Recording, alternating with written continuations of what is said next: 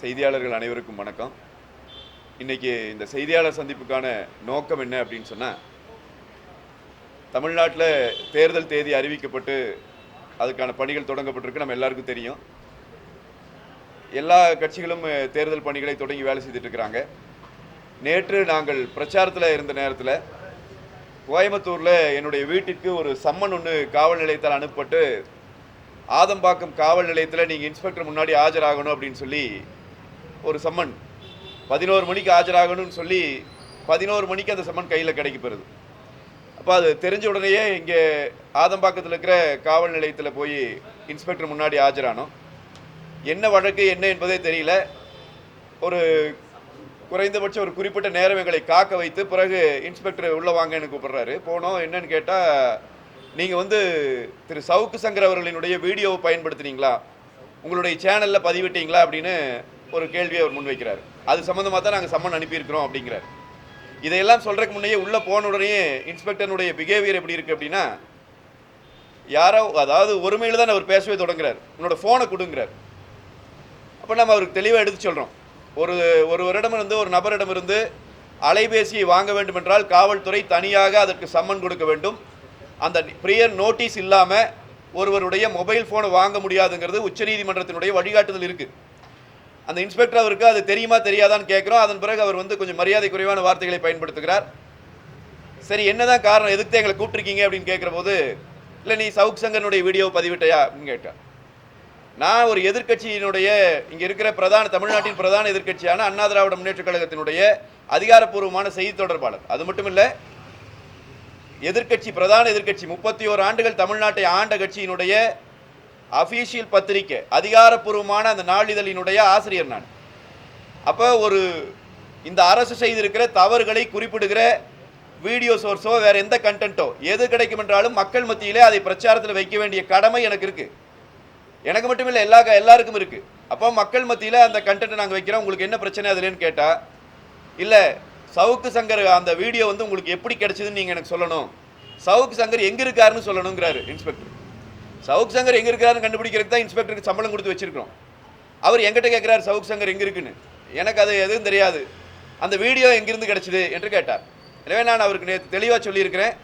நான் ஒரு தனியார் தொலைக்காட்சியில் விவாத நிகழ்ச்சிக்கு போயிட்டு விவாத நிகழ்ச்சியிலிருந்து வெளியே வருகிற போது அந்த வாயிலில் வச்சு ஒரு நபர் அவர் நான் உதயநிதியினுடைய அலுவலகத்திலே பணியாற்றுகிறேன் என்று சொல்லி என் கையில் ஒரு பென்ட்ரைவை கொடுத்தார். ஒரு 2 அடி தள்ளி கனிமொழியின் அலுவலகத்திலே பணியாற்றுகிறேன்னு சொல்லி இன்னொரு நபர் ஒரு பென்ட்ரைவ் கொடுத்தார். இந்த 2 பென்ட்ரைவில் தான் சவுக் சங்கருடைய வீடியோ இருந்தது. எனவே உதயநிதிக்கும் கனிமொழிக்கும் இதே மாதிரி சம்மன் அனுப்பி நீங்கள் இங்கே அழைச்சி உட்கார்ந்து விசாரிக்கணும் இந்த இன்ஸ்பெக்டர் என்பதை சொன்னேன். இன்ஸ்பெக்டர் ஆடி போயிட்டார். ஏன், என்னது, எதனால் இந்த பயஸ் வருது? இப்போ உண்மையில் இதில் பிரச்சனை என்ன அப்படின்னு சொன்னால், இது அண்ணா திராவிட முன்னேற்ற கழகத்திலிருந்து எனக்கு முதலாக இந்த சம்மன் அனுப்பப்பட்டாலும் கூட இதே வழக்கில் ஏராளமான ஊடகவியலாளர்களை காவல்துறை தொடர்ச்சியாக மிரட்டி கொண்டிருக்கிறது. இப்போ நாங்கள் தேர்தல் பிரச்சாரத்தில் இருக்கிற போது இந்த தேர்தல் பிரச்சாரத்தை குலைப்பதற்காகவும் நாங்கள் எங்கள் செய்கிற வேலை இந்த அரசியல் பணிகளில் இருந்து நாங்கள் பின்தங்கி நிற்க வேண்டும் என்பதற்காகவும் ஆளுங்கட்சிக்கு ஒரு ஏவல் துறையாக இன்றைக்கு காவல்துறை வேலை செய்து கொண்டிருக்கிறதுங்கிறது இதை விட என்ன எடுத்துக்காட்டு இருக்கணும்? ஒரு அரசியல் கட்சியினுடைய அதிகாரப்பூர்வமான செய்தி தொடர்பாளராக இருக்கிற நான் அடுத்த ஒரு மாதத்தில் ஆளுங்கட்சியாக போகிற கட்சியினுடைய செய்தி தொடர்பாளராக இருக்கிற ஒருவரையே இந்த அளவிற்கு இவர்கள் நடத்துவாங்கன்னு சொன்னா, சாதாரண ஊடகவியலாளர்களை இவர்கள் எந்த அளவுக்கு பாடுபடுத்துவாங்கிறத பாருங்க. அப்ப இந்த 5 ஆண்டு காலமாக இந்த ஊடகவியலாளர்கள் மீது கட்டவிழ்த்து விடப்பட்டிருந்த காட்டுமிராண்டித்தனமான அடக்குமுறை இந்த காலகட்டத்திலும் தொடர்கிறது. எலெக்ஷன் கமிஷன் ஆஃப் இந்தியா இது குறித்து தயவு கூர்ந்து கவனத்தில் எடுத்துட்டு இது போன்ற அதிகாரிகள் இங்கு இருப்பாங்கன்னு சொன்னா முறையான தேர்தல் நடைபெறுவதற்கு எந்த வாய்ப்பும் இல்லை. இவர்கள் தேர்தலை நடத்த அனுமதிக்க மாட்டார்கள். ஏற்கனவே உள்ளாட்சி தேர்தலில் காவல்துறையினுடைய வாகனங்களிலே போய் திமுக காரர்கள் பண விநியோகம் செய்தார்கள் என்கிற குற்றச்சாட்டை எங்களுடைய தலைவர்கள் ஏற்கனவே வைத்திருக்கிறார்கள். இதே வேலையை தான் இனி நடக்க போற பொது தேர்தலில் இந்த காவல்துறை செய்ய போகுதான்னு தான் கேள்வி. இந்த இன்ஸ்பெக்டர் இப்ப ஒரு அன்னெசரி சம்மன் எதுக்காக கொடுக்கணும்? ஒரு தேவையற்ற சம்மன் இப்ப கொடுத்து எங்களுடைய நேரத்தை வீணாக்க வேண்டிய தேவையில்லை. அதே மாதிரி இந்த சம்மனை வச்சு தேர்தல் முடிஞ்ச பிறகும் நாங்கள் உங்களை விட மாட்டோம், உங்க மேல நாங்கள் வழக்கு நடத்தி என்ன செய்யறோம் பாரு. இதெல்லாம் என்ன வகையான த்ரெட்டனிங் இது? நீ போடுற வழக்கெல்லாம் பார்க்கறதுக்கு அதை பற்றி பயந்துட்டு இருக்கிறவன் அரசியல் இல்லை. அண்ணா திராவிட முன்னேற்ற கழகம் யாரும் பயப்படுற நிலைமையில் இல்லை. அதைத்தான் நேற்று அந்த இன்ஸ்பெக்டர் தெளிவுபடுத்தி இருக்கிறோம். ஆனால் அவர்கள் இந்த ப்ராசஸ் தொடரும் என்பதுதான் எங்களுக்கு புரிதலாக இருக்கு. தொடர்ச்சியாக இது மாதிரி அதிமுகவினுடைய நிர்வாகிகள் மீது தலைவர்கள் மீது சம்மன் கொடுத்து அவங்களை கூட்டிகிட்டு போய் அங்கே காவல் நிலையத்தில் 5 மணி நேரம் 6 மணி நேரம் காக்க வைப்பது, அண்ணா திராவிட முன்னேற்ற கழகத்திற்கு ஆதரவாகவோ அல்லது இந்த திமுகவினுடைய இந்த காட்டாட்சி தர்பாரை வெளிப்படுத்துகிற ஊடகங்களை மிரட்டுவது, அந்த ஊடகவியலாளர்களுக்கு சம்மன் கொடுத்து அவங்களை கூட்டிகிட்டு போய் காவல் நிலையத்தில் இதே வேலையை இவர்கள் தொடரப்போகிறார்கள். அப்ப இது தொடரக்கூடாது. ஒரு நேர்மையான வகையிலே தேர்தல் நடைபெறுவதற்கும் 5 ஆண்டு காலமாக இவர்கள் நடத்தி இருக்கிற இந்த காட்டாட்சி தர்பாருக்கு ஒரு முடிவை ஏற்படுத்துகிற வகையில் இன்றைக்கு மக்கள் மனநிலை இருக்கிறது. அந்த மனநிலையில மக்களை பாதுகாப்பதற்கும் இன்னைக்கு இது அவசிய தேவை இருக்கிறது. எலெக்ஷன் கமிஷன் தலையிட வேண்டிய தேவை இருக்கிறது. எனவே நாங்கள் எலெக்ஷன் கமிஷனுக்கு எங்களுடைய மாண்புமிகு எங்கள் கழக பொதுச் செயலாளர் புரட்சி தமிழர் அண்ணன் எடப்பாடியார் அவர்களினுடைய அந்த வழிகாட்டுதலில் நாங்கள் இந்த பத்திரிகையாளர் சந்திப்பில் நாங்கள் எலெக்ஷன் கமிஷனுக்கு கோரிக்கை வைக்கிறோம். நீங்கள் தயவு கூர்ந்து இந்த அதிகாரிகளை இடமாற்றம் செய்யுங்கள். எல்லா மாநிலங்கள்லையும் இது நடைமுறையில் இருக்கிறது தான். இவங்களை இடமாற்றம் செய்தினா தான் ஒரு ஃப்ரீ அண்ட் ஃபேர் எலெக்ஷன் இங்கே நடப்பதற்கு வாய்ப்பு இருக்கும். இல்லைன்னா இந்த தேர்தலையே இவர்கள் மிகப்பெரிய அளவில் முறைகேடாக நடத்துவார்கள். இவர்கள் மீண்டும் இந்த ஆளுங்கட்சியாக இன்றைக்கு இருந்து கொண்டிருக்கிற திமுக, அந்த திமுக வெற்றி பெறுவதற்கு இவர்கள் உழைப்பார்கள் என்பதுதான் பிரச்சனை. எனவே அதை மக்கள் மன்றத்தில் நாங்கள் எடுத்து வைக்கிறோம். காவல்துறையினுடைய இந்த வகையான அடக்குமுறை அண்ணா திராவிட முன்னேற்ற கழகத்தின் நிர்வாகிகள் மீதோ, எங்கள் தேசிய ஜனநாயக கூட்டணியினுடைய கட்சி நிர்வாகிகள் மீதோ, தலைவர்கள் மீதோ இது மாதிரியான அடக்குமுறை தொடரும் என்று சொன்னால் எங்களுக்கு வேற வழியே இல்லை. எங்கள் பொதுச் செயலாளர், அடுத்த முதலமைச்சர் புரட்சி தமிழர் அண்ணன் எடப்பாடியார் அவர்களினுடைய வழிகாட்டுதலை பெற்று, அவருடைய ஆணையை பெற்று நாங்கள் அதுக்கப்புறம் ஜனநாயக முறைப்படி காவல் நிலையங்களை முற்றுகையிட்டு போராடுவதை தவிர எங்களுக்கு வேற வழி இல்லை. எனவே அதை நாங்கள் இதை வெளிப்படுத்துகிறோம். தேர்தல் ஆணையத்துக்கு நாங்கள் இந்த செய்தியாளர் சந்திப்பின் மூலமாக கோரிக்கை வைக்கிறோம். தமிழக தேர்தல் அதிகாரிக்கு ஏற்கனவே நாங்கள் சொல்லியிருக்கிறோங்க, இதை கேட்டிருக்கிறோம். இப்போ இது சம்பந்தமாக பர்டிகுலராக இன்னைக்கு நேற்று இவர்கள் நடத்தி இருக்கிற இந்த வேலைக்கு எதிராக நாங்கள் கொடுக்குறோம். நாங்கள் எல்லாருக்குமே தமிழக தேர்தல் ஆணையருக்கும் இதை கொடுக்குறோம். நம்ம சீஃப் செக்ரட்டரி உட்பட அத்தனை பேருக்கும் இதை நாங்கள் அனுப்பியிருக்கிறோம்.